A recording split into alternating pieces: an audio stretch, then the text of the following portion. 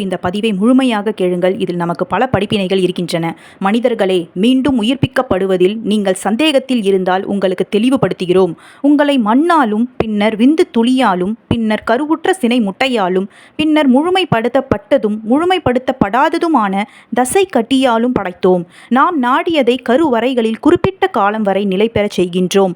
பின்னர் உங்களை குழந்தையாக வெளிப்படுத்துகிறோம். பின்னர் நீங்கள் பருவத்தை அடைகின்றீர்கள். உங்களில் கைப்பற்றப்படுவோரும் உள்ளனர். அறிந்த பின் எதையும் அறியாமல் போவதற்காக தள்ளாத வயது வரை கொண்டு செல்லப்படுவோரும் உங்களில் உள்ளனர். பூமியை வறண்டதாக காண்கிறீர். அதன் மீது நாம் தண்ணீரை இறக்கும்போது அது செழித்து வளர்ந்து அழகான ஒவ்வொரு வகைகளையும் முளைக்க செய்கிறது. சுப்ஹானல்லாஹ். அல்லாஹுடைய படைப்பே மிகவும் சிறப்பானது என்பதற்கு இதைவிட ஒரு சிறந்த வசனத்தை யாராலும் கொண்டு வர முடியாது.